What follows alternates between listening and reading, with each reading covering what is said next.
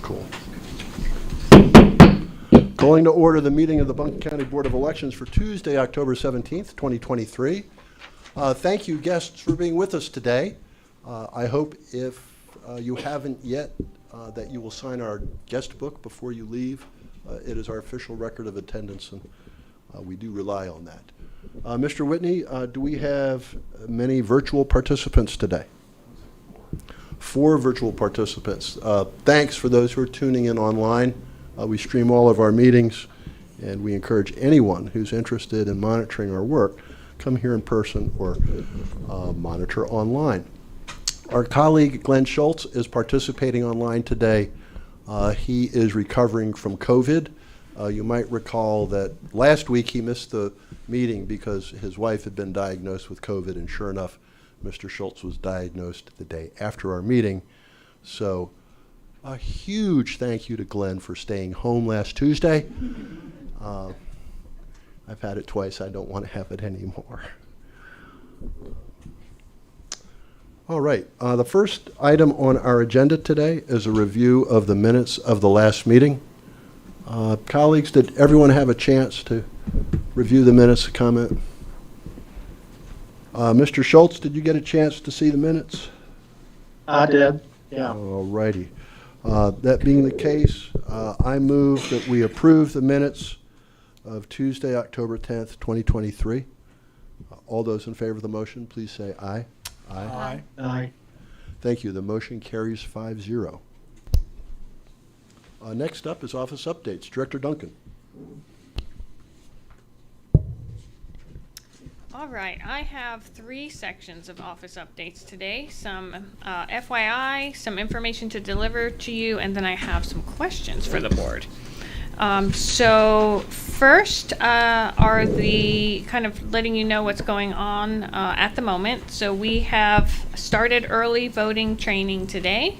We'll start election day training on Thursday. Thursday is also when early voting starts, so we'll open the early voting site that's here at 59 Woodfin. The second site will open just for the one day on Saturday, November 4th, up in Weaverville at the community center. We also held an observer information session, so that is complete. The registration deadline has passed, so that was on October 13th.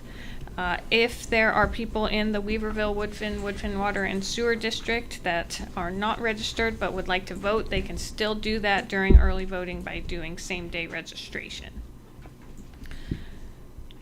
Photo ID, I was just wanting to let the board know that we did 2 Saturday events.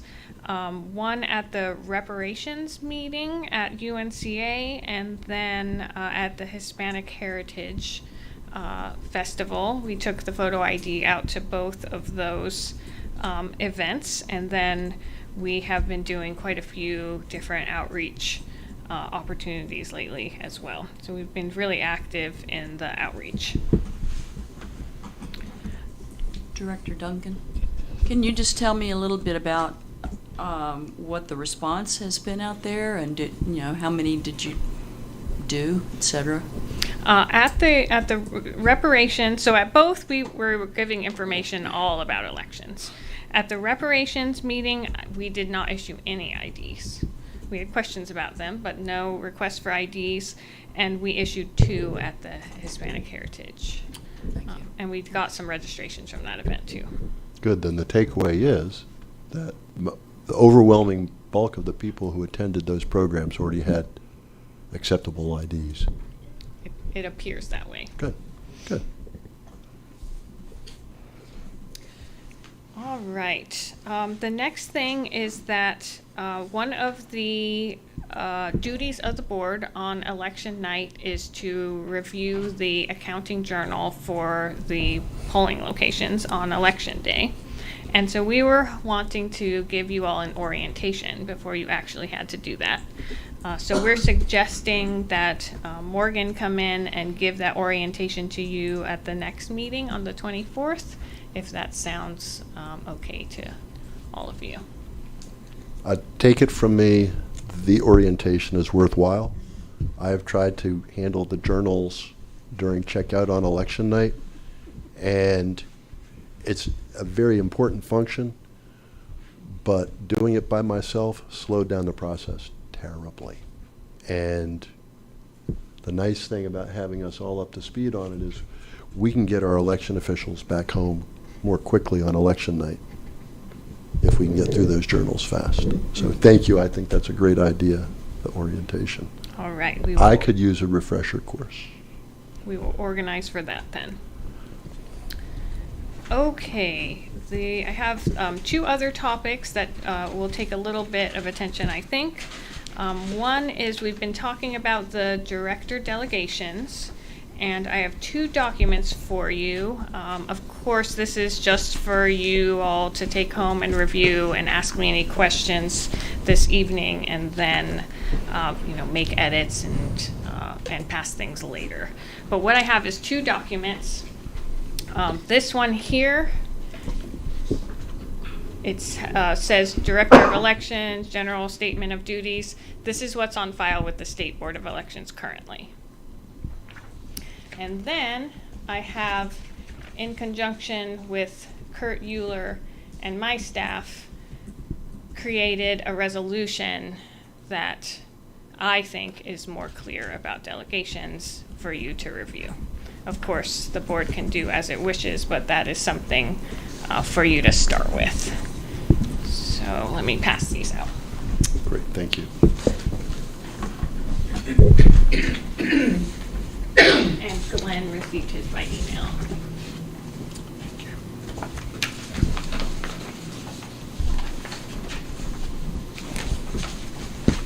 All right, I would suggest that all the members of the board review these materials closely in the coming week, and we'll discuss it at next Tuesday's meeting.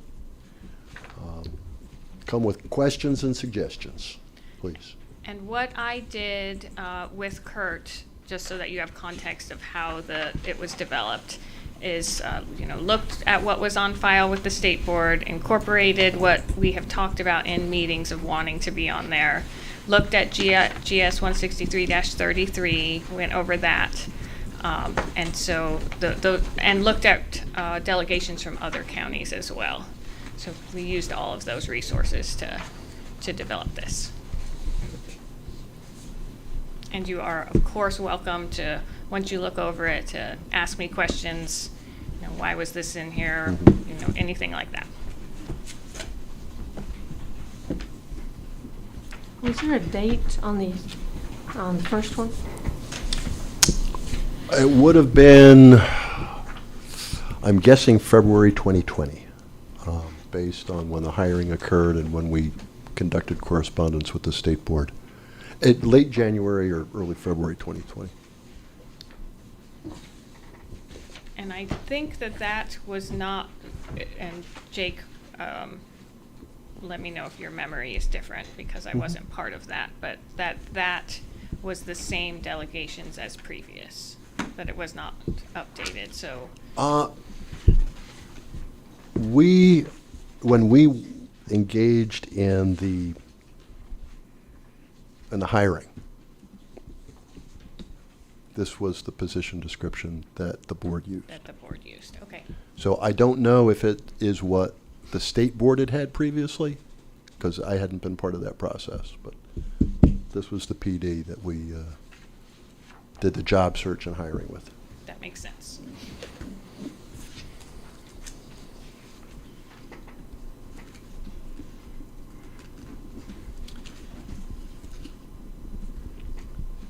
Alrighty.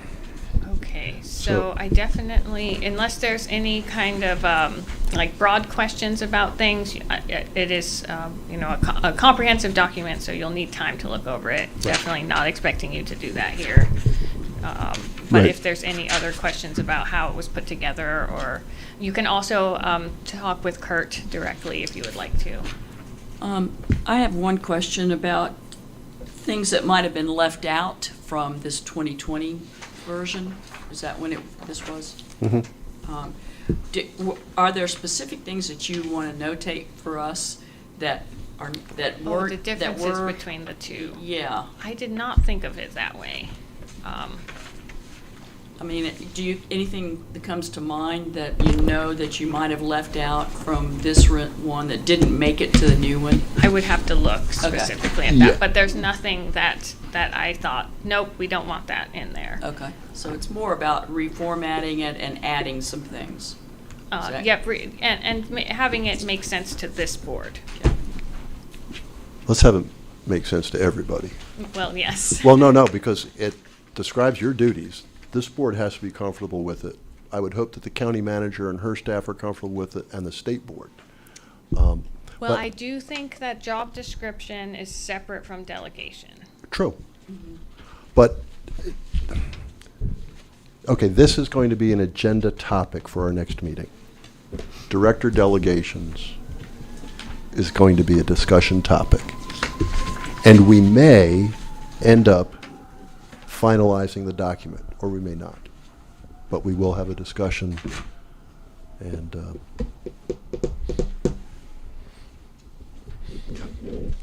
that's fine. You had a third item? Yes.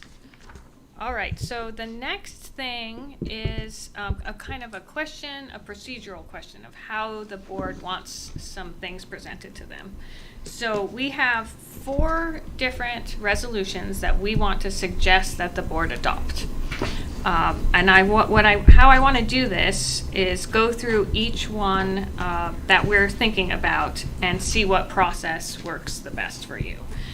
So there's 4 of them. The first one is the easiest one to think about. So we've talked about requesting that duplication of military and overseas ballots be authorized to happen outside of the board meeting. At this absentee board meeting tonight, we have one of those. So it's a nice example of where we can show you that process, and then after you've seen the process, you can decide, am I okay with this happening outside of the board meeting or not, and then drafting a resolution. That's great. Like, I think that is the preferred method where we can make that happen. But not all processes are like that. So right now I'm going to go over the 4 suggestions. Then I will take each one and see how you want it presented to you. So the one is duplicating the military and overseas ballots outside of board meetings. The second one is how to handle CIV mismatches in absentee board meetings. That has been thoroughly thought out, and 3 members of the board have gone through that, but it is unlikely, I'm not saying impossible, that we might encounter one during this election. We definitely will encounter them during the primary. So I think we have a tried and true process. You might just want to discuss that one and decide whether you want to adopt that or not. That's up to you. The next one is write-ins. So technically, the board tallies the write-ins. We have had you do that before, and you have wondered why you had to do it. And it does definitely make sense to me for staff to do that outside of a board meeting, but some people haven't experienced that, so that might be where we could do a presentation on what that looks like, and board members who have done it can talk about it.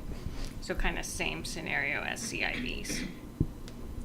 And then the last one is authorizing closure of early voting sites under certain scenarios. So like a weather event, something that would be obvious that the board would want closure of sites, that you can authorize us to go ahead and do that closure without you having to hold an emergency meeting. That is less pressing. We only have 2 early voting sites for the municipal election, but we absolutely should adopt something for the primary. Each election, each big election, we have had to do closures, and some of them didn't need to call an emergency meeting. They could have just been done administratively. So that's the summary of each one. So is it okay, Chairman, if I go through each one and we kind of discuss how you want us to bring a resolution to the board? Actually, what I would prefer is for the board to get copies of the existing resolutions that cover these topics. We've got resolutions that cover all of them except for the write-in tallies. We've got previous boards have adopted resolutions about ballot duplication outside of board meetings, about dealing with CIV mismatches, and about emergency closures. So before we engage in a discussion, I want all the members of the board to know what has come before, so that we're not really reinventing the wheel. Most of these have been done in motions and minutes. I know it's a technical thing, but we could convert those to a proposed resolution using the language from before. We didn't have resolutions? We didn't actually We had- officially?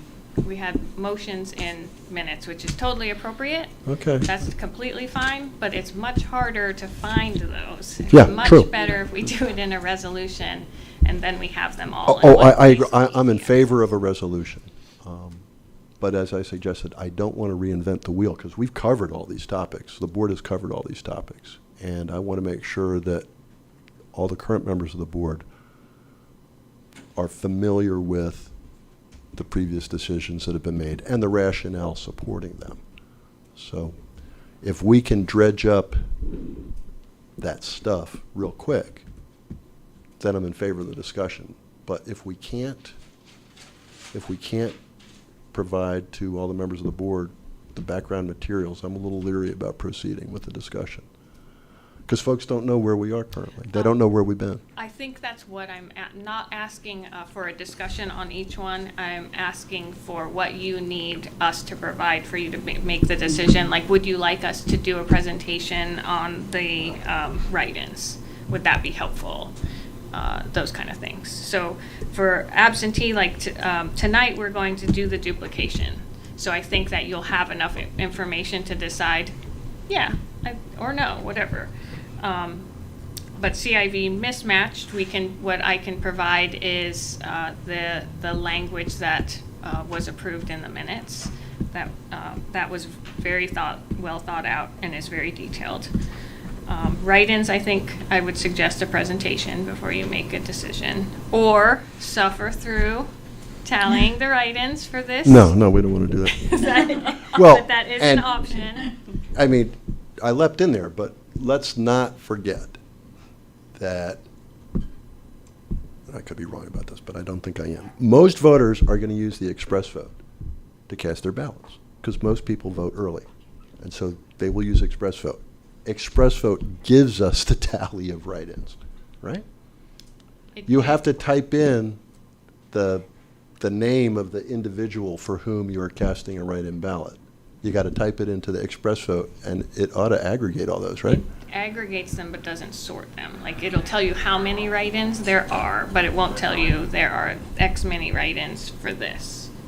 A human has to do that because, Oh, so it won't look for every occurrence of M. Mouse. no. No, We it's just have to marking do that. for us. Because, yeah. That's, I know. I was You all really know. impressed with that equipment until about a second ago. You know, M mouse, a human has to decide, is Okay. M mouse the same as M dot mouse? Well, is it Minnie or Mickey? I mean, Absolutely. Okay. Okay. Mr. Quinn. Mr. Cito. Ms. Duncan, is this in the nature, are these resolutions in the nature of a delegation to staff? Or are they or are they a statement of policy of the board, or what, or is that the whole point that we can't quite tell? They're in a nature of a policy, so the board would be saying, we would like, I mean, it's kind of splitting hairs a little bit with delegation on some of these. So the write-ins is a board activity. So No, I get that. I mean, there's a difference between we delegate you to do X and we delegate it to you to do it a certain way. Ah, I mean, that is an important distinction, and backing into this to clarify that is I mean, it's right where we ought to be. So, yeah, I'd like to see what you did before. If for another reason, just kind of get a sense of how the board spoke into these things in the past, and just try and get some wisdom out of that. Because what we did seemed to work, but you're right. I would feel much better if we categorized it, and it goes back to the delegation process, because some things we delegate discretion to staff, or specifically to the director. We don't delegate things to the staff other than the director, and what the director does with it is kind of her business, except to the extent that we delegate something in the nature of an instruction. You know, when you see a red light, you will stop. You know, that kind of thing, as opposed to when you see a red light, you will decide whether or not you, as director, feel like you ought to just keep going or not. So, but I'd like to see how that was expressed in the past. I mean, what's the best practice here? See what you did. So, yeah, thanks very much. And I'm not too worried about reinventing the wheel, as long as it's pretty clear what the wheel's attached to, and what size is the tire and that kind of thing. yeah, and all of these will be very clear. The, absentee duplication process, we can reference, the duplication process. CIV was well thought out. It's been well tested. Write-ins can also be referenced to numbered memos. The one that will be the fuzziest will be the early voting closures. So, deciding when to call an emergency meeting by the board. Well, and that we did have an emergency plan, and I frankly need a refresher on that one myself. So let's make sure that the board members all, if they don't already have copies of that emergency plan, let's make sure everybody gets them, so we can use that as the basis for just refining what we've already got, adding to it, whatever. The early voting plan is for election day. Or sorry, The emergency the plan. emergency plan is for election day. It doesn't cover any because of that? but it doesn't cover how we close an early voting site. So how the law goes is that the board decides if an early voting site is to be closed or not.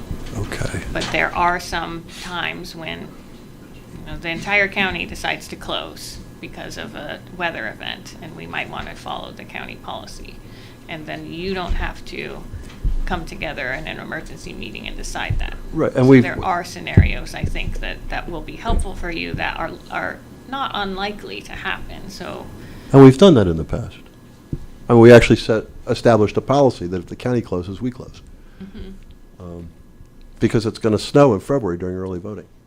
But there's certainly other things that could happen besides weather. I mean, Oh, heavens, yes. So, yeah, Yes, yes, yes, those yes, are the yes. things No, that it's a, we it's a look at. broader emergency Sure. plan than just weather. Yes, yeah. And that's where we ran into, I think you might recall, Jake, where we adopted the weather policy, the inclement weather policy, and then realized, oh, there are scenarios outside of that, so we need to broaden our Right, scope. But, there's always the mechanism for the board to come together. It doesn't preclude that. Alrighty. Okay, so what I'm taking away is that you would like us to bring to the board the things that we have relating to these things from the past. What about the write-ins that we don't have anything for? Would you like a write-in presentation? Yeah, I think that we can do the write-ins, and we are going to do the UOCAVAs today, one way or the other. So if we could have lengthier discussions on the CIV and emergency closings with the background materials, that whether they be resolutions or meeting minutes or what have you, Okay, that'd be helpful. we can do it. Thank you. Alrighty. So, write-in tallies. I actually forgot that we had to do that, and it's not fun. Actually, it could be in some instances. There is the occasional race that has a write-in candidate who is competitive, but they are few and far between. Very few and far between. We've had one here, city council race. No, Yeah. no, was it city? It was city Yeah. council. It was. The city council. Alrighty, that's it for office updates? Yes. Anyone have any questions, comments? Next up is finalize early voting plan for the March 2024 primary.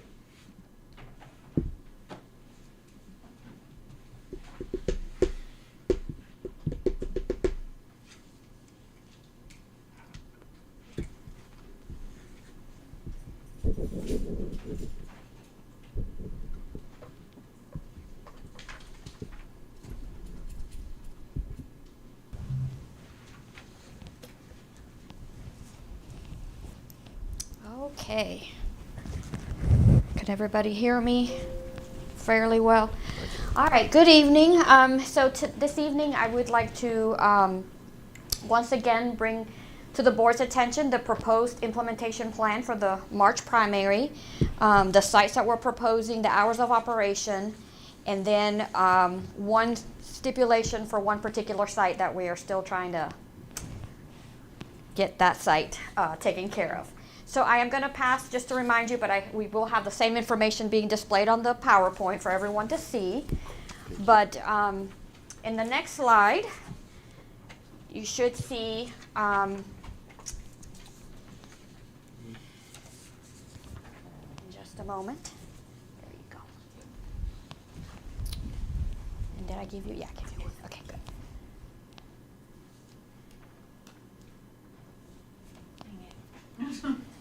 Of course.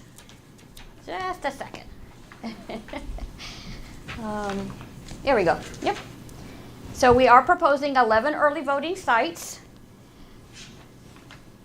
We are proposing we open Saturdays, February 17th and February 24th. We're going to proposing one Sunday, February 25th. The weekend hours we're proposing are 10 a.m. to 3 p.m. One shift on those weekend dates. All right, and then the last Saturday, we are required to open from 8 to 3, which is what we will do. And then Monday through Friday, we're going to open the mandated hours of 8 in the morning till 7:30 at night. That's Monday through Friday, all sites. So the weekends are the only places where we can deviate a little bit, and the board has that authority to do so. Otherwise, Monday through Friday, it's mandated, those hours. So we will obviously adhere to that. In the next slide, I just want to remind you the proposed sites. We have included here the Friendship Center, which is in the Shiloh Community Center. We had a lot of support for this site again. being used. We used it for the first time in the 2022 general election. So this will be our second time there. Again, hopefully the ward will continue to get out. It will continue to grow and become a very popular site to take some of the foot traffic from the South Buncombe Library. And I have proposed additional signage to help guide people hopefully into that community, which is a beautiful, big, open space with lots of parking. I wish all our sites were like that. I am proposing, if you look at the bottom here, November 27th to be our deadline to secure a North Asheville location, whether that be, you know, a separate space, lease space, whatever that may be.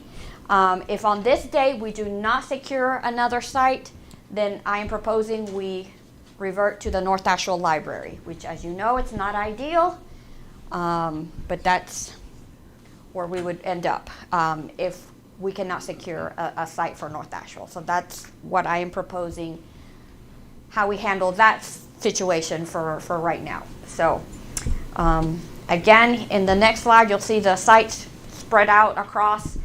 The yellow is the population, the address density, address points density. I'm trying to make Devin proud. I did not populate. It's the address density, and so as you can see, we've got them in some of the places where they're particularly populated with voters. Obviously, the Wesley Grant Center, that's almost downtown. West Asheville, and then South Buncombe Library, the Friendship Center is also somewhere.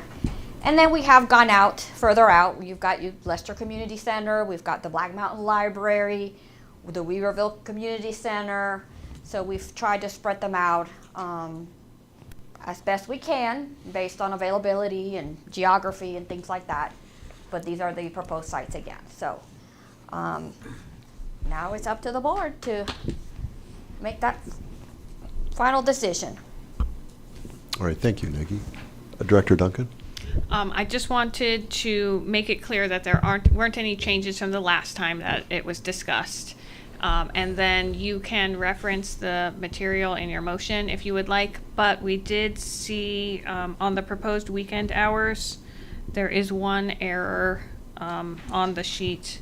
It says open one Sunday, February 25th, not the 24th. Oh, 23rd and 34th. Sorry, but that, yeah.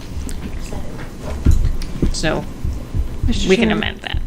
Is Ms. Brain? Can you, looking at the past, we have used the North Asheville Community Center before. Is that not available? So the North Asheville Community Center, the thing there is parking also. Okay. It's non-existent too well. Great room, big open space, but it's the parking. It's just got just a few right next to it, and it shares it with the fire department, and so they're above there, and they have their own spaces, so it's very limited parking. That's an election day precinct, site. yes. We've never used it for early voting. Yeah, just for the simple fact that it's just the volume. We have so much volume for 2.5 weeks. Yeah. We'd have to negotiate with Asheville Pizza and Brewing to be able to use their expansive parking lots. But they're the ones who have the parking over by the community center. Yeah, but yeah, great question. I great building, just not great parking. We're going to find something. Yeah, We're we're gonna not find giving up. I still have my eyes on that SunTrust branch, that old closed SunTrust branch with the. Yep. I got my fingers crossed on that one. All right, colleagues, do you have any questions, comments about the early voting plan? Any concerns? All right. Well, I'll just mention, since I handed these out, I had Thank you. asked Devin if he would give me an overlay of where the early voting sites were with the precincts, so we could see which precincts were served and which precincts were maybe kind of left out on that. Just as a thought idea to see if we have some larger areas. I'm sure population has something to do with that, as Mr. Quinn said. Oh, yeah. Roads have something to do with that, but just to look at what we are covering. Yeah, it's helpful, the map that's up on the screen right now. It's the same one. That doesn't have the precincts, but it does, It's got the address density. the address density for it, yes. Yeah. Now, this is 11 early voting sites for the primary. We tend to have a few more for the general election. Absolutely. I don't know what exactly the plan is for next fall, but we would expect some more. And Ms. Brain and I were talking briefly before the meeting. Swananoa Valley comes up every single discussion, and I definitely want to see an early voting spot out in Swananoa Valley. And I know that we've talked about having early voting location at UNCA, as we have had in 2008, 12, 16, and 20. And undoubtedly, there will be 2 or 3 more beyond that. So, Ms. Brain, I share your concern that we cover all of Buncombe County with our early voting plan. And I think this pretty much does. I will bring into the next meeting, I'm sorry, I've promised this before, and I have just failed to bring it in, but I'm going to bring in my spreadsheet that lists every site that we've ever used in Buncombe County for early voting for a general election. And on that spreadsheet, it gives you the year, but it shows how many people voted, how many votes were cast at that site. And I think that might help us going forward, just to get as clear a picture as we can get of what the behavioral patterns have been in the county. I wonder too, I'm sure we have access to county planning around where population is increasing the fastest, that kind of thing. We know South Asheville, but I'm looking at Southwest Asheville. There are many precincts down there that are not covered, that Avery's Creek area, all down to, down that road and Brevard Road further south, so. Yeah. This is why I want to give you all the old data, because we did early voting in Avery's Creek back in Mr. 2008, 10, 12, but we That's a haven't long done it for a time. while Yeah, there. that's been a long time ago, yeah. Mr. Mr. Quinn, Cressida. I'm particularly concerned that we have a density-driven location rather than, we're going to throw one at UNCA, or we're going to throw in the middle of Swananoa Valley. Right. That gets wandering into some qualifications that are, frankly, maybe more partisan. And if we can stick with some mapping, some good heat mapping as to where the voters are, and understand that that's more than just who the likely people are. I mean, because we want to pick up people who haven't been Exactly. been voting based on the density. So I'm not in favor of just adding more sites without something where we demonstrate that there are voters there and they're underserved. And if that's the case, then yeah, let's go to those places. So we just want to be prepared, Nagy, to have that kind of Information. I mean, you say it's address density, and I can't argue with that. I think Right. that's exactly what we ought to be doing. So we'll keep heading in that direction. Yeah, Ms. Fox has been using the density map the past few times that we put an early voting plan together, and it's really helped a great deal to make sure that we have finite resources, and we want to apply those resources where they're going to be the most effective. I look at these precinct boundaries, and I'm hoping that the size of the precinct corresponds to the density, to the number of registrations. And the biggest hole there seems to be north. I mean, that's your target area. Everybody else, the smallest precincts in area there seems to be a location reasonably close. But now we got to get into the roads. I mean, how do you get to them? Can you walk to it? Can you? But I'm very happy with what you've done here, Nagy. I think we're certainly on the right track. We're just tweaking. We're not You know, we don't have some organic problem here. Thank you. Tweak away. All right, Director Duncan? I just want to point out that I think that we're highlighting how complex, all of the different factors that go into early voting planning. And that the North Asheville area continues to be a problem because of a location, like a physical location. That we definitely have identified that as an area of where we want another site. We think that it would serve voters. There's a lot of people out there. It's it's on right off of 26, but we just have trouble finding that. So I think that it's an area that we should keep watching. It keeps coming up. The limitation is where would it go? Right. And the other thing that I want to just remind, and I think everybody knows this, is that early voting does tend to be towards the density because of the nature of early voting being an additional program that the board has oversight over, and that we ask the commissioners for money for election day. It's required that all of those precincts are open. Those are serving every single precinct. So there's kind of that intentional focus on election day to have precincts open very close to where you live.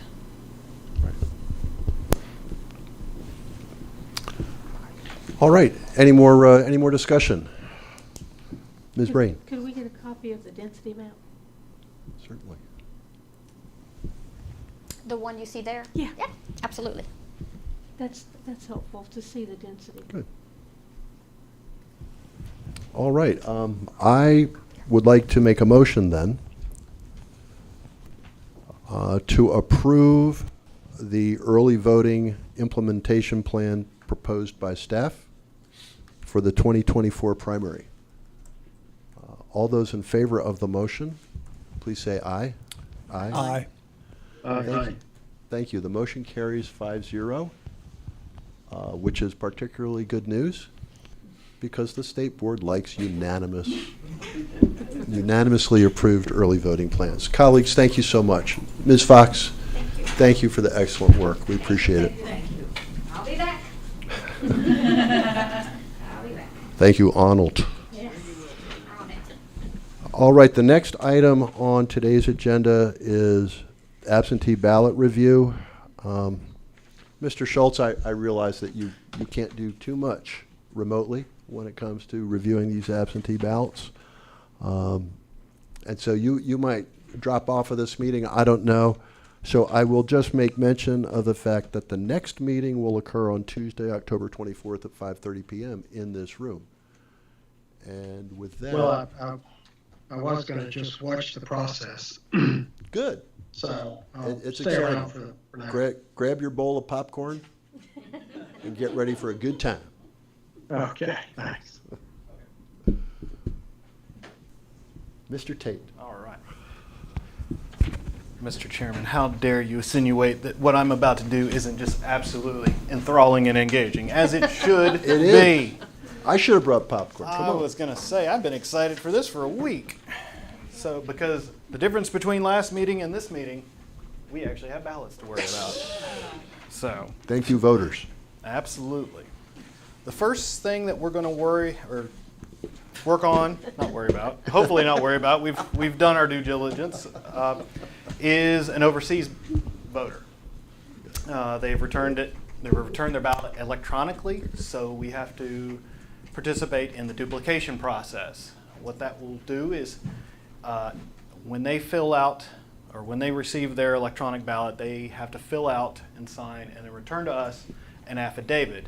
Now, I need to remind everybody that ballot is, even though that the affidavit is attached to the outside of the envelope, we need to not mention the person or the voter's name in congruency with the ballot. What we will do is I will pass the affidavit to the board members to sign, and then I will pass the ballot to be duplicated to our duplication team over there, at which point we will accept it, and then we will run it in the machine, and it will be tallied. So let me start with you, Mr. Chairman, if you would. Initial, checking and seeing. everything is correct. With overseas and military, no ID is needed to be provided. And I will grab you a pen if you need it.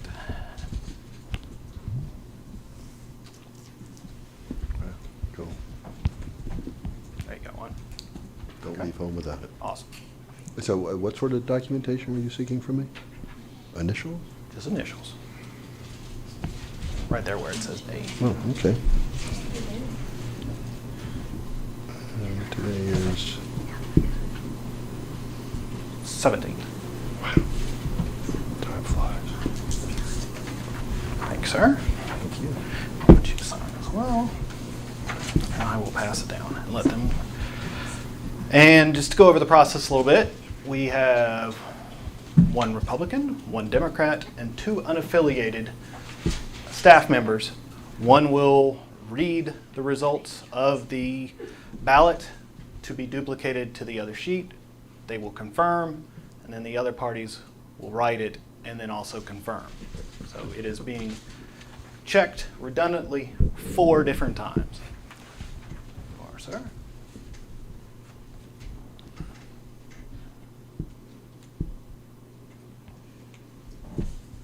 Does anyone have any questions about the process? Not yet.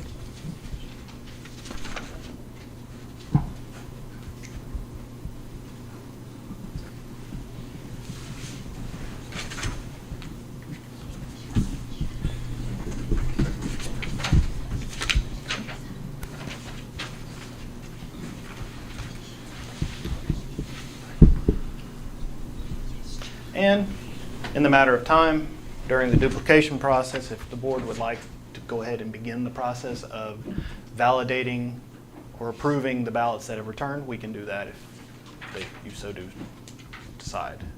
This one ballot won't take very long, so I'll leave it up to your discretion. It shouldn't take very long because it's a municipal race. Duplication in a Yep. general election or primary, that can get involved, but this doesn't have very many races. Turn it over to you. Yeah, okay, Director Duncan. I'm gonna. What's that?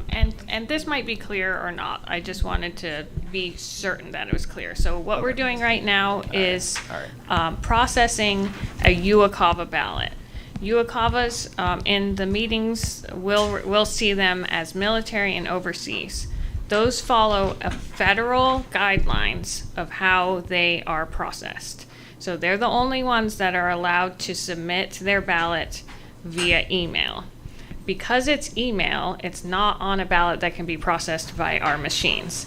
And so it has to be duplicated so that the machines can process it. And so that's what's happening here. In addition, because it's following federal guidelines, photo ID requirements don't apply. So there will not be, you know, when you're going through and looking at military and overseas that are submitted by email, you won't, you won't see an ID with those. So I didn't want that to be a surprise to anyone. Fair enough. Thank you. One other step. We need you to remove the ballot, and we will stamp it original before we can hand it over.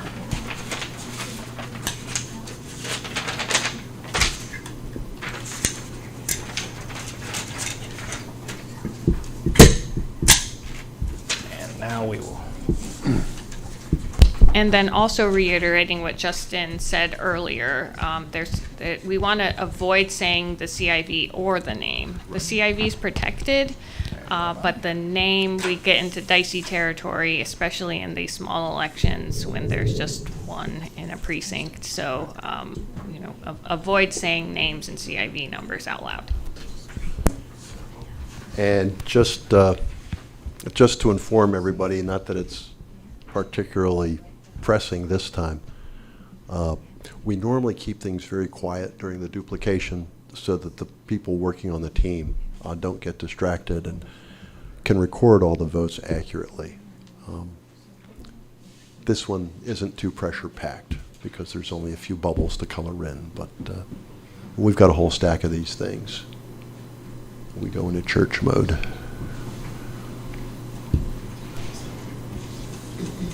And again, we're doing it this time to show because our hopeful resolution will be that in the primary, when we have a large quantity of these, that the staff, divvied up as we are, will be able to do this before the board meeting and then allow them to sign off that we can proceed.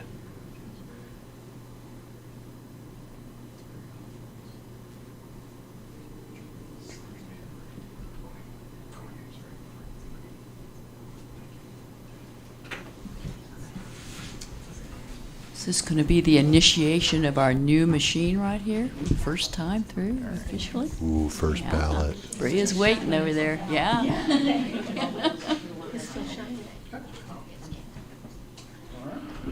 All right, duplicators, did you hear all the calls?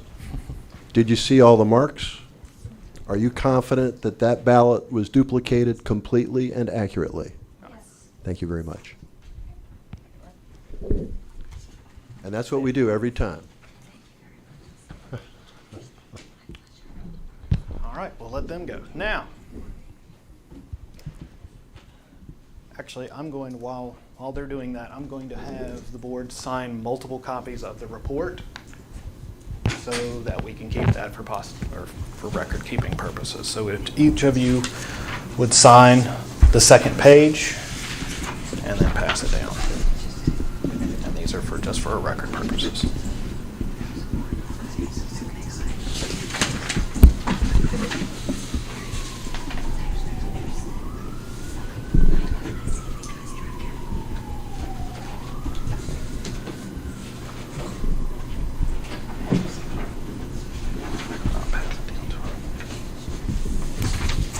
Sir? Thank you. A big one.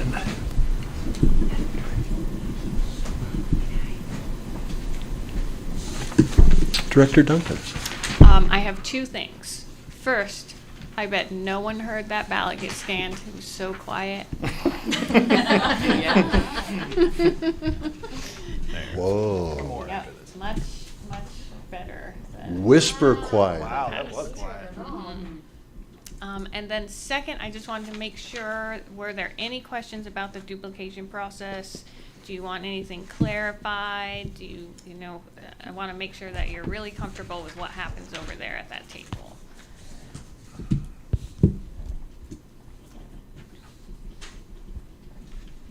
I think all of you have seen it before. Yeah, they're doing copies of them. A few times.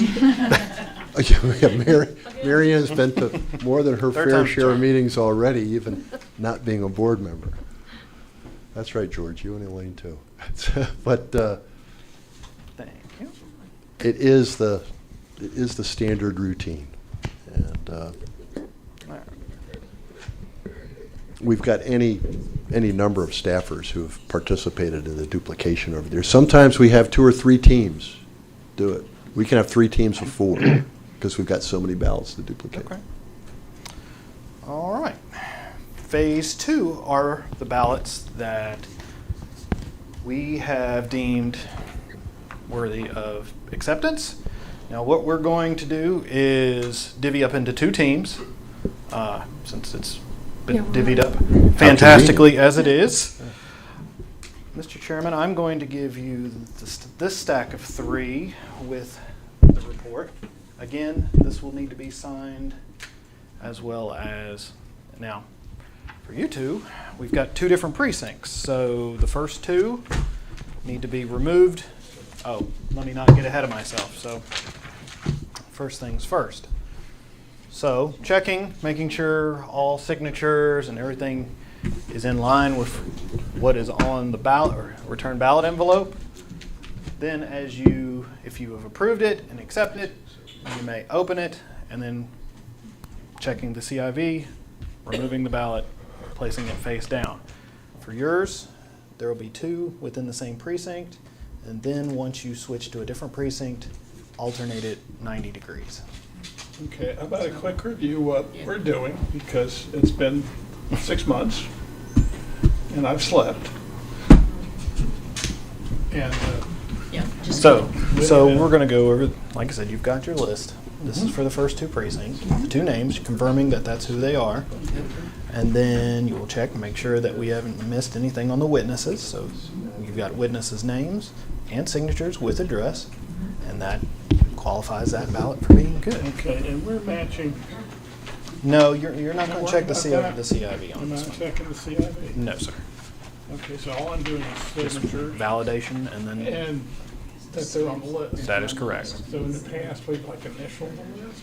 Yes, I'll, just like we did a minute ago with the other one, I'll bring But around. just the main, list, not each, No, But just we- the main sheet. sometimes- The main sheet's fine. I mean, I had an OCD partner last time. Yeah. So, like I said, the two, as they go, just make sure they're in order. One of us has to do this and the date, you know, and I'm gonna, so, you know, what I would do is I'm gonna, this matches up, so I'm gonna open this. Yeah, I'd like to see, I can't see over there. Yeah. Yeah, Yeah. and I'm gonna hand it to you, and I'm gonna make a stack And of then you can ballots. check everything. And I'm gonna let you put your initials in there. Okay. Yeah, so Right, that so should be Heidi. Heidi Bray. So we got Heidi, and then we got. Okay.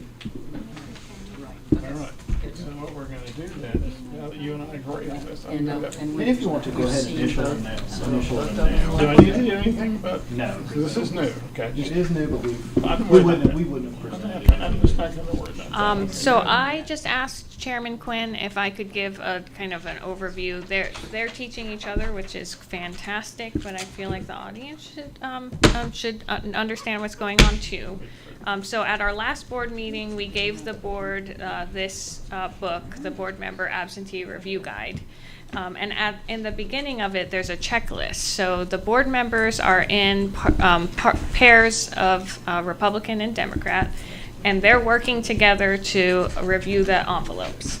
And there are several things that they're looking for. So they first make sure that there's a ballot that matches the list, and so then they'll check that off the list. They'll make sure that the envelope hasn't been tampered with, that it's not open, that there's nothing that would suggest that the ballot has been viewed before now.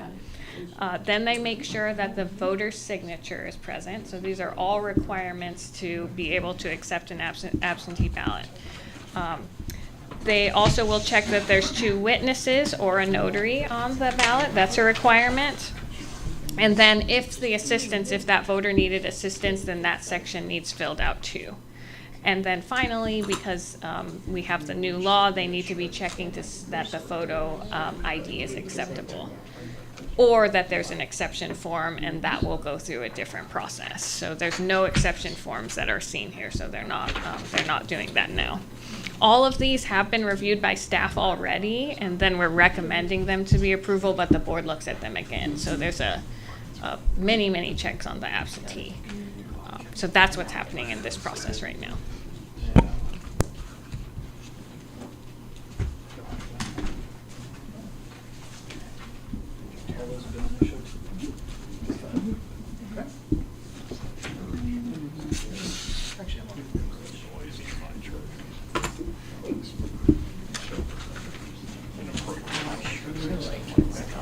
Okay, so here it is. So I'm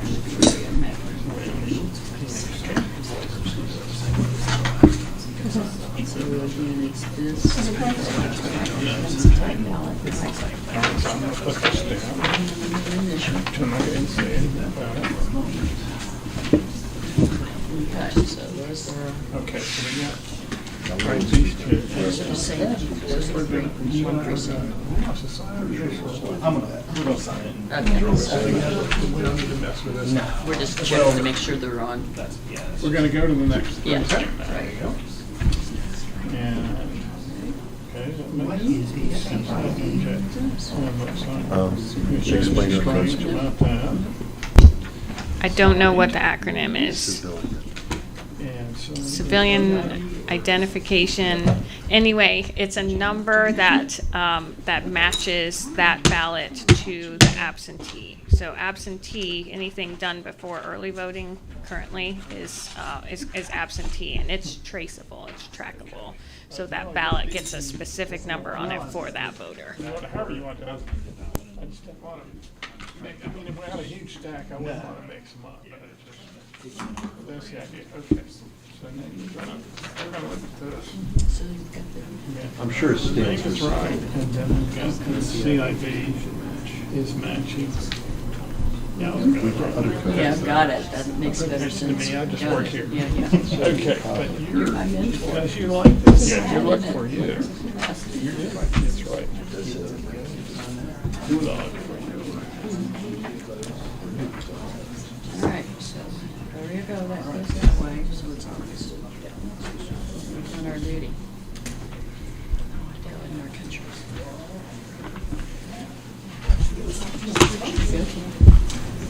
And I will bring the Mark sign here in just a moment. President team.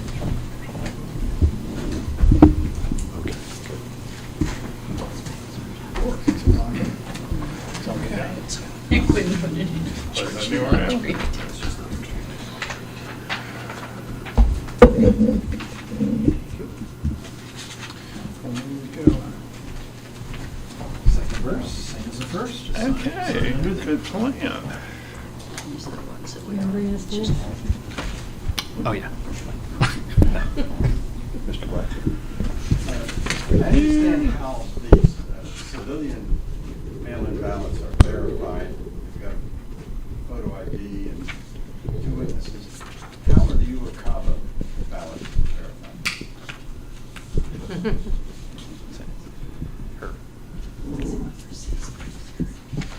I think you're asking what are the requirements to accept a military and overseas ballot? Yes.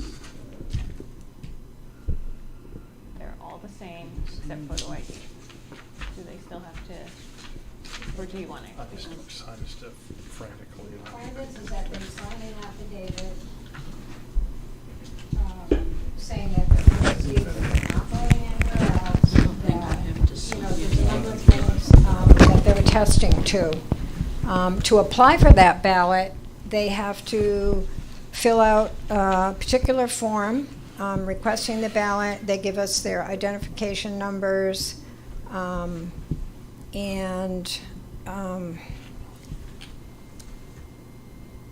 I don't know if the point of your question is there something that we check, like against a photo ID? No, we don't. It's not a requirement. It's a federal program. I understand there's no photo ID. And in the absence of a photo ID, how do we verify that the person submitting the ballot is in fact who they say they are? We rely on promises in an affidavit. So we have the affidavit, but they also have to go through the same registration process that any other voter does. So they're in that process, in registering, you are we're verifying identification there. So same way through a driver's license or social security number. And it sounds as if the voter has to complete a specific type of request to be eligible to cast the overseas ballot, yes? That is, yeah, that's correct. Okay. So there are steps in the process where an individual has to step up and say, I'm going to be overseas, I want to vote this kind of ballot. They've already got to be registered. And then they're the one, presumably, who's transmitting the ballot to us. Does it come directly to us, or does it go through the State Board of Elections? It goes, It goes through the State Board of Elections, I thought that might be the case. and then they transfer it to us. So the State Board is the clearinghouse for the 100 counties. The overseas ballots are emailed. They hit the State Board first. I'm guessing that they perform a step. No? They just do the distribution to the 100 counties? I believe they just distribute it. Okay. But they're working off of a list of individuals who have applied for these type of ballots, so that when one is received, they can confirm, oh yes, this individual did apply for the ballot, they're eligible. It's being sent from the email address that they registered with us. I mean, there are elements to this that tighten it up. That said, they're not here, they're not in front of us, and they don't have to use photo ID. So those elements are missing, but there's so many others. I don't recall hearing an issue about Uwakava voters and some sort of dispute over whether an individual voted properly or voted their ballot versus somebody else's. We've gotten them with civilian ballots, but I don't recall ever seeing any of those on Uwakava. And there's a whole section on the state board website on the process and the portal and the federal laws that apply to that too. That might be helpful.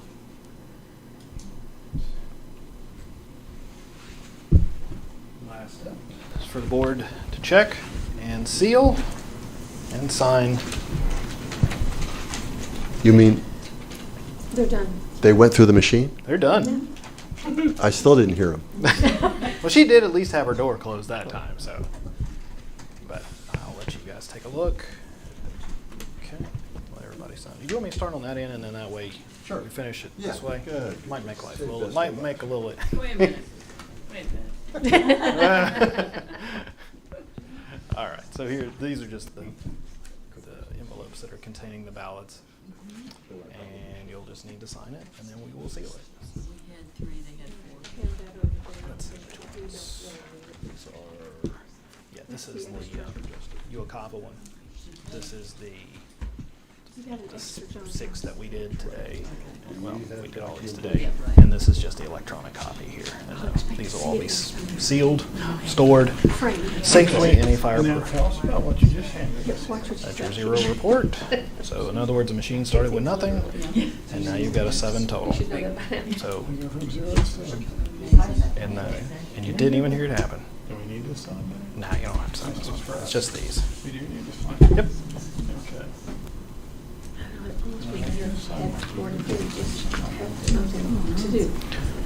Bobby, they don't need to sign the 0 report at all, do they? The 0 report and this one, they don't need to sign this at all, do they? For you? Yeah, I will probably use those spring, yeah, fall especially. Carefully, we wish for.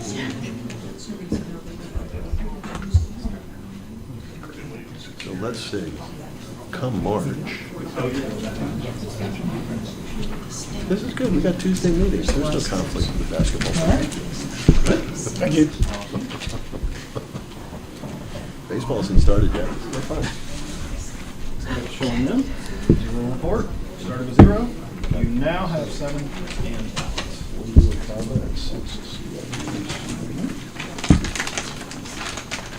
And for the record, make sure I got my mic on. For the record, we have sent out 12 additional CIV ballots since the last board meeting. So, Assuming to that's everybody 0. listening, if you live in Weaverville, Woodfin, or the Woodfin Water and Sewer, encourage everyone to get out and vote. And if they can't, they need absentee, let us know. We're glad to do it.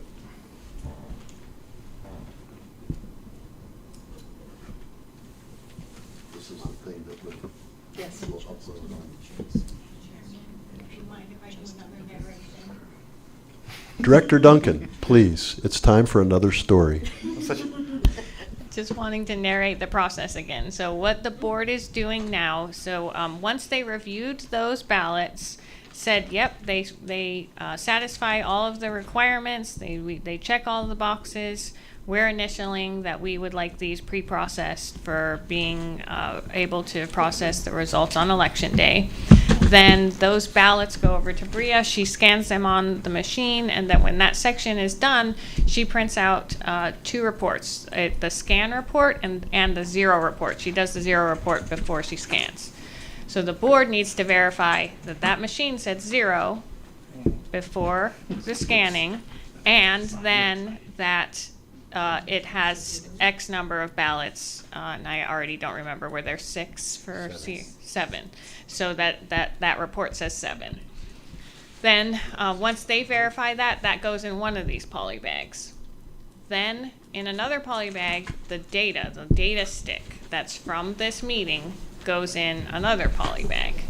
And then the final poly bag has the actual ballots in it. So we have things in 3 different ways, and the board has seen all of those. And then the flash drive goes and gets put in a fireproof safe in one location, the ballots get put in a fireproof safe in another location. And then that wraps up that meeting, so each meeting is its own bundle. So then we know we can audit that meeting based on those. And then the next meeting we start over again, so you'll see another 0.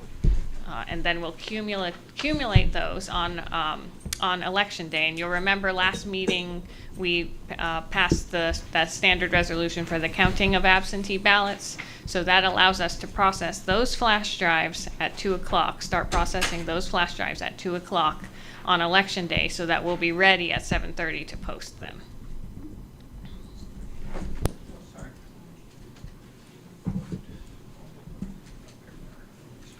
Yeah, we'll do the flash drives from these absentee meetings as well as the flash drives from the 11 early voting sites on Election Day afternoon. So they're all ready at 7:30 to be uploaded to the state so all the folks can see the results. All righty. Mr. Tate, thank you. That went very smoothly. 7 ballots is a good number. Let's hopefully add more. Yeah, not too many though. Colleagues, do you have any questions about the process? Do you have a sufficiently high comfort level about delegating to staff the responsibility of duplicating the military and overseas ballots prior to our meeting so that the meetings will go more quickly? We'll move a little more efficiently. Any ideas? And Mr. Quinn, where's our resolution on that? Are we going to pass that now, or what's Well, your plan? I'm just discussing it. We've got to draft something, and at the next meeting, I think we're going to make things official. But before we proceed with that, I just want to make sure that everybody feels sufficiently comfortable to proceed, so we're not just spinning our wheels on it. What say you? I mean, I've done this for a few elections, and I have found that it is a real boon. Not that we'll be helped too much in this municipal election, but come February, it will make things work a whole lot more smoothly. That's my view. Mr. Quinn, I appreciate that we're going to create a record of this, and that we also have a record of having discussed it. Yes, sir. We took some care with it. Thank you very much. Thank you. Any ideas? Anybody? Mr. Schultz, are you still with us? Yes, my 2 cents is that the process is reliable. I've seen it done several times before in the past year, and I think it would be a good idea to delegate that process to staff to be accomplished before the board meetings. All right, thanks. We will come to the next meeting with a resolution all drafted on Uwakawa duplication.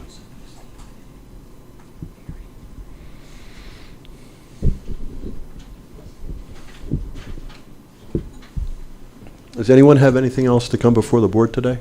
You haven't done a motion to approve the ballot yet. Thank you. AK, I love having you on staff for so many reasons. Okay, that was a really good idea. And I would like to move that we approve the 1 military and overseas ballot and the 6 civilian absentee ballots that we just reviewed at this meeting. Any questions about that motion? All those in favor, please say aye. Aye. Aye. The motion carries 5-0. Thank you very much. What you said, because I think you called it a military, and that's a. I said a military and overseas, 1 military and overseas ballot and 6 civilian ballots. My understanding was an overseas civilian ballot, not an overseas. Well, military slash overs. Let's say Uwakafa, okay? I just want to make sure that Woo! I don't have that many hairs to split. Now, come on. Well, now that we know what she does to the drafts, Ladies and gentlemen, thank you for being with us at the meeting. Did anyone have any questions or comments today? Please. So these ballots, the one that was done here and the ones you did here, those are counted now, right? I mean, they went through the machines, so they're counted? Okay, those machines, those ballots have been tabulated. The results of the tabulation reside on a flash drive that's in a sealed poly bag right now. And that flash drive, along with a lot of other flash drives from all the other absentee meetings as well as the early voting sites, those are the ones that will be loaded into Electionware. I've been here a few times. And we'll do that the afternoon of Election Day. And then election night, we get the flash drives in from, however many precincts we have open this time, 10 or 11 or something. And then that'll be it. Until the provisional ballots, which will be the last bit that we will do immediately before canvass. And those flash drives are encrypted, so only one machine can read them. Thank you. That's an important detail. Yeah, I'm John Bowen. I have an oblique question here. You said there were no yellow exception forms to the photo ID tonight. And what I'm wondering is, under what conditions would an exception form not be accepted? What could go wrong that would make you reject an exception form? I don't know. It's all hypothetical for me. I've never had to deal with one. What do you think, Director Duncan? So I have spoken with some other counties that are bigger than us who have gone through an election and kind of had some scenarios, and it's a very tiny number that submits those forms, and they are so they're pretty rare, and there's a lot of exceptions that are acceptable. So it would have to be something that falls outside of those guidelines, which are clearly laid out on the state board's website. But it would be up to the board. If the board had a reason to believe that the affidavit was false, then that would be a reason to not accept. And we're going to learn, right? The Right. whole state is figuring these things out, so we'll go through. So there would be that scenario, or someone writes on the form, we don't like photo ID law, so I'm not going to do it. Well, it's the law. And so I would imagine that the board would have a discussion on that and decide whether that they would accept that or not. But there are, as long as one of those many exceptions are chosen, then the law actually says that the board shall accept. So unless there's a reason to believe that the affidavit is untrue, then it would be accepted. I have looked at the form, for instance, and I noticed that the form says that this must be completed. And I see that there's a line there for an email, and I think a line there for a phone number. And I'm thinking, well, if I don't have an email, then I can't complete that. Would my form be accepted? It just feels like there's room there for ambiguity.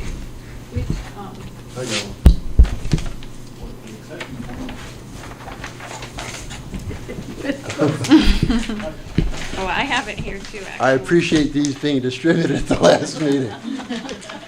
It's official documentation. Yeah, exactly. That's it. Someone could not sign it. Check that, or not put in their ID numbers. There's several different ways that the board might not accept this anything. Most of the ways I see would be ways that any form would be rejected, basically because you didn't read it and didn't fill it out properly. In other words, you didn't check something, you didn't sign your name. And am I misremembering here that there is a sentence that says this must be completed? Yeah, no, but don't worry, there's nothing on here about email or phone number. Is there not a place for email and phone number? No. You've got to either, well, no, You just have to print your name and sign at the bottom, and then check one of the, Okay, and that's, And So what we're saying is, so someone, for one reason they maybe hit back and say, I'm unable to include a photocopy, motorcycle such as that, but they haven't included the driver's license. or the social no, I security understand. number. So Lou, It's just not looking right online. I think you may have been looking at the ID request form. Here. oh, to Yep. apply for a photo ID from the Yeah. County Board of Elections. yes, Gotcha. yep.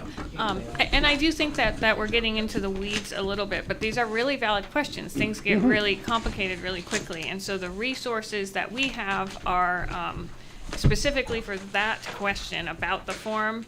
Numbered memo 2021-3 that was updated has a section on photo ID exception form deficiencies. So that would be one place that we would review to see if there is state board guidance under whatever scenario that we're looking at. So we'll take each one, the board will review, we'll use the resources that we have and make decisions on those. I do anticipate there being very few of them, but the few that we have will take a while because we'll be spending time discussing them and reviewing memos and that kind of thing. 2021-3.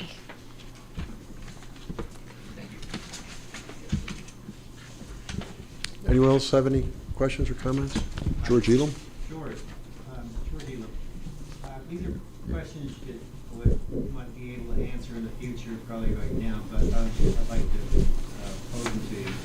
Do we know how the Postal Service is going to handle ballots that are missing postage or under postage? Is the post office going to prioritize ballots as a whole?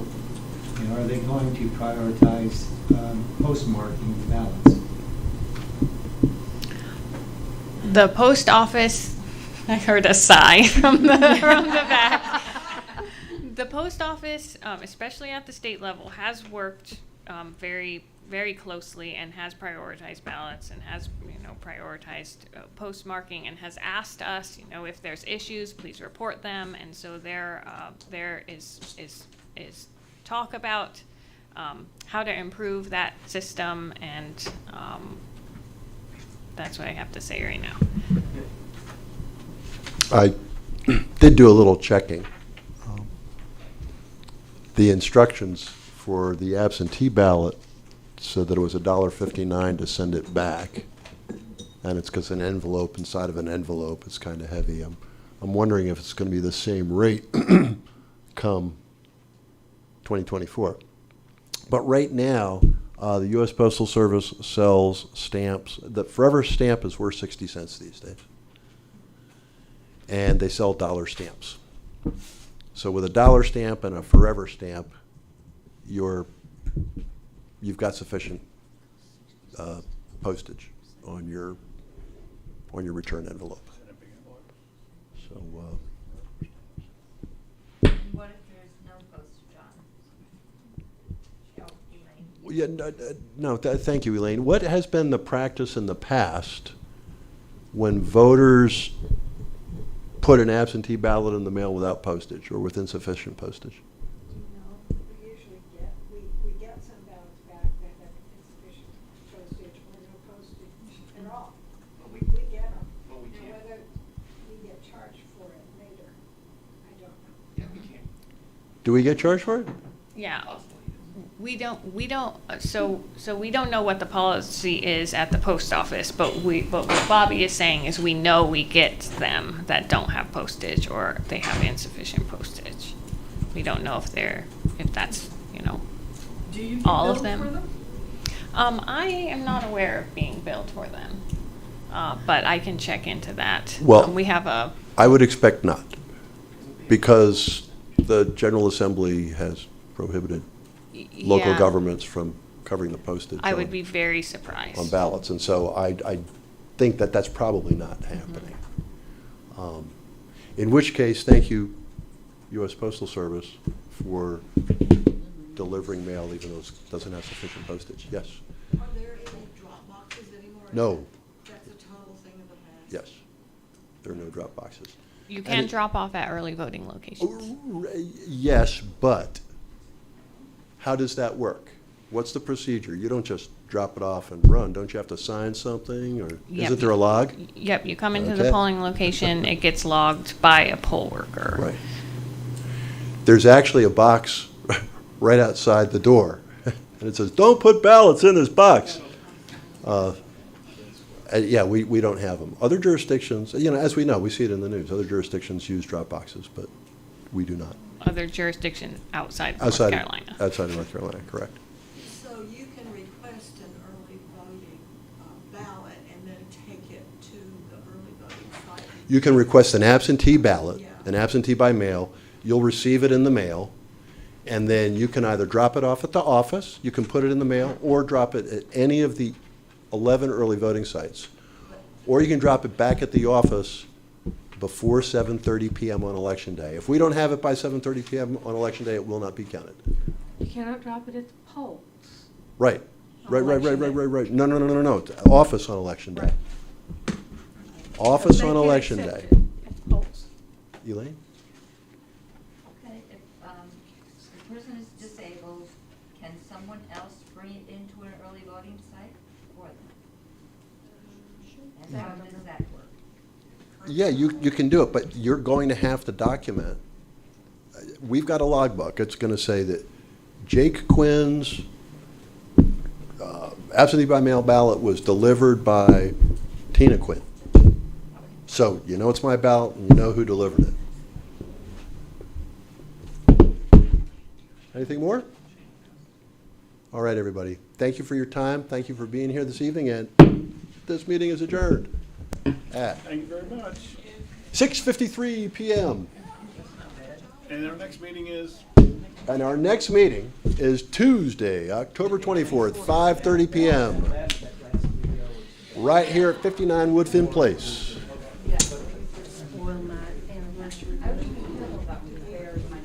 Your anniversary next Tuesday?